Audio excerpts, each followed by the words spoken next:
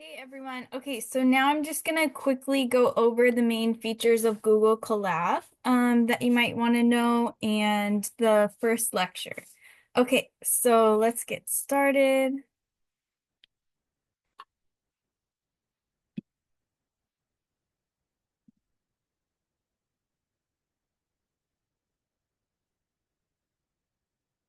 Okay, so when you open the lecture notes, this is what it will look like. Okay, and it will open up in a Google Colab notebook. So if you want to use Google Colab for any new notebooks, there's multiple ways to do that. So just type in Google Colab into the internet, and it will bring up a new notebook. If you have previous notebooks that you've created, it will open your old ones.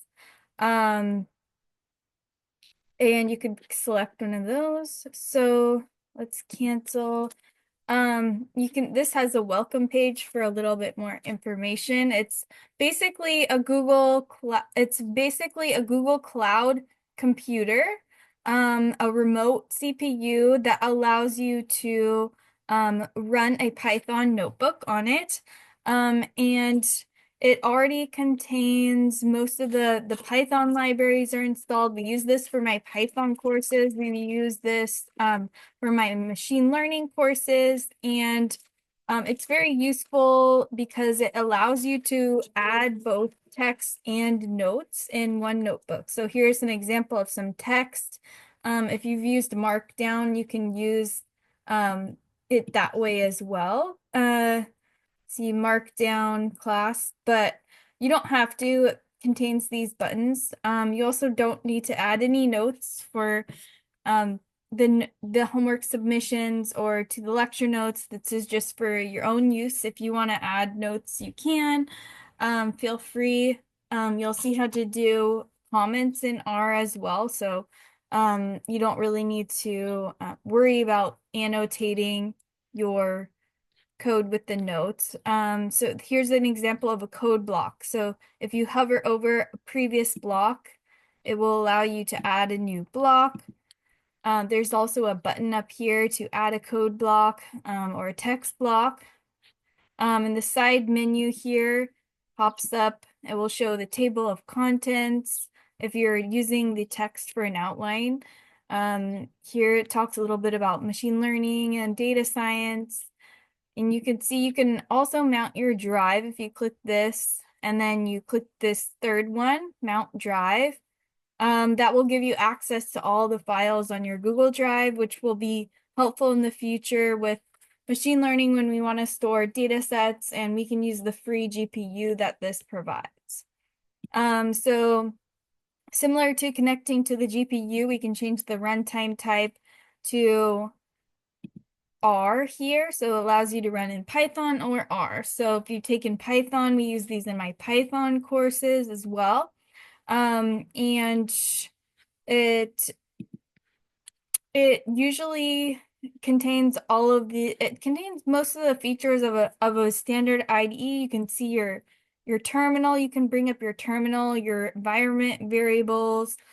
You can use the AI features if you'd like. Oh, about AI, it says on the syllabus no AI. That just means don't use AI and then use it as an excuse to why your code doesn't work. So just if you're gonna use it, learn from it, but don't submit work that isn't yours. So if you use the AI's work, then that's your work. You have to be able to explain why you generated that code and understand it. So there's no point in writing code that you don't understand, right? So just use it as a tool. It's gonna be there. So might as well learn how to use it effectively, right? So okay, so let me know if you have any questions about Google Colab. Let's look at the first lesson. Let's exit this. So it will pull up in a Google Colab notebook, which is on the internet. So it's a remote CPU running on the cloud. So it will automatically save your file into your Google Drive. Just for a backup if you don't save it in a specific location, or otherwise you can save it in a specific location here, save it, save another copy.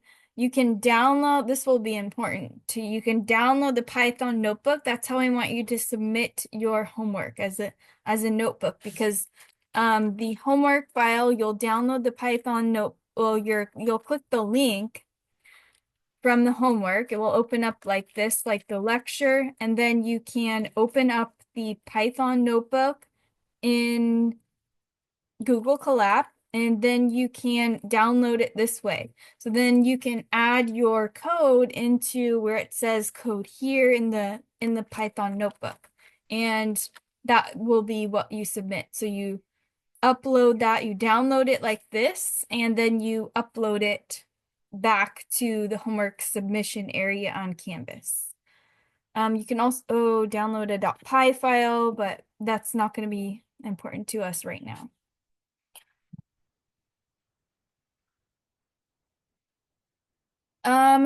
I think that's everything. Let me know if you have any questions. There is kind of quite a few features in here. You want to be connected. This will connect automatically when you run a code block, and we'll see a code block in a minute, so don't worry. So we do want to know about RStudio. Even though we're going to be using Google Colab in this course, we want to know what RStudio is. So RStudio is an integrative development environment. So that's when I say IDE, that's what IDE stands for, Integrative Development Environment. So that just means that it provides a lot of features over just coding in the standard terminal window. So if you guys haven't seen this terminal icon that you will have, I think you guys can see that terminal. It looks a little bit different. I think it's called the command prompt in Windows. So you can run code in there, and you can run R, and you can install R. I'll show where to install that in a minute. You can run R, and you can use RStudio if you want, but like I said, we will be submitting the homework in here, and you can run R in here, and it contains many of the IDE features that you may want to use. You can generate your plots, you can see your environment variables, you can see your terminal.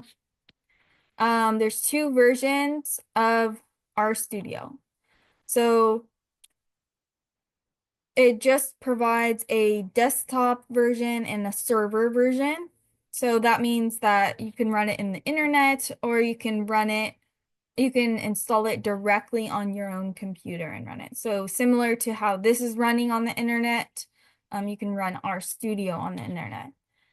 So the main features of why this is useful over a standard terminal is that you can source your code files. You could go file source. I'll show a little demonstration of RStudio in a separate video, because that is already recorded. So we can take a quick look at RStudio and then come back to this. So if you want to view that, you can look at the other video. So the console is where we have our output. So similar to when we run a code block here, we can see the output of the code. Environment history will show the environment variables, loaded data sets, command history, files, plots, packages, help viewer. We'll take a look at these in the other video. So I just wanted to provide some notes on RStudio and our regular lecture notes. so that you know it's available to you. And we'll see how to install those as well. And that is what a lot of R programmers use as an IDE. It's the most popular IDE for R programming. So it allows you to write, run, debug, and visualize R code efficiently. And like I said, since some of you guys are new to programming, if anything I'm saying does not make sense, just reach out, let me know. Okay, so the hello world is the first thing that we usually do in programming to learn a new language when it's just a quick way to see that our language is installed. It's just kind of a quick demo. So print function, this is the print function. So this is what's called a function. Function inputs are put into the parentheses. So this is a string because it's in quotes. We'll talk about strings more soon. And so you can print hello world. You can try that in Google Colab or R. So we'll see, let's run this code block here. So it will print out hello world. So you can try this yourself when you are running your own lecture notes on your own computer. If you've never programmed before, it will probably be a fun experience. So we don't need to go into super detail on data sets yet, so that will be covered in the 4th and 5th week. We'll go into data sets and graphing and plotting, but since this is a data science course, we are going to just see as an introduction to coding and R programming how to import a data set. So this empty cars is what's called a built-in data set in R. So that means you don't have to read in the CSV by hand. You don't have to have the CSV on your computer or on this remote computer. It's just in the language itself. So it's just useful for a sample. So when you write the empty cars data set to the data variable, it will be located in that object. This head function allows us to see the first few rows of the data set. So that's this printed here. So when we have this arrow to the left, that is assignment. So we'll see lots more of this. So what's called a variable holds information. So it could be, we'll see more data types, strings, integers, floats, data sets, lots of different data types. And in this case, it's holding an entire data set. And we can look at it with this head function. So we can see the input to this head function is data. And so that as soon as we write this empty cars to this data variable, we can use it inside other functions. We can print it out, do lots of things with it. So let's look at the CSV method of getting this empty cars. So this function write so this is from a specific built-in library, and you can use .csv. So there'll be .csv in different methods. Table is for text, we'll see soon. And you can use read.csv as well. So that just CSV is just the type of data this is. And then we can take a look at the head of that as well. So let's take a look at how to write an R script, or one method of writing an R script in Google Colab. We can use this write lines function. So again, this is the first lecture, so we're just doing a bunch of different introductions. You don't have to memorize everything. We'll talk more about all the data types and everything and functions. So this write lines allows you to input, and this is what's called the first argument of a function. You can input this string, and that will write to an R script. So an R script is something that we can run either in the terminal or in Google Colab. There's different ways as well to run an R script. So an R script contains code that we can run all at once. So if we write this to an R script, you'll be able to see it in the side menu here. Under the content. So there it is.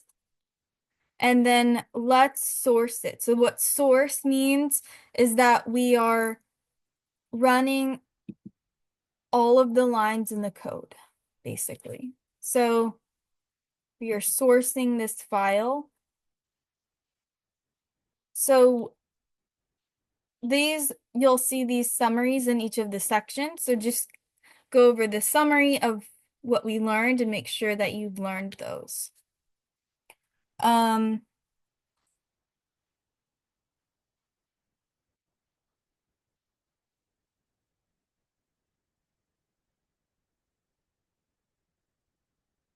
Okay, I'm gonna stop here. I'm gonna do each section one at a time.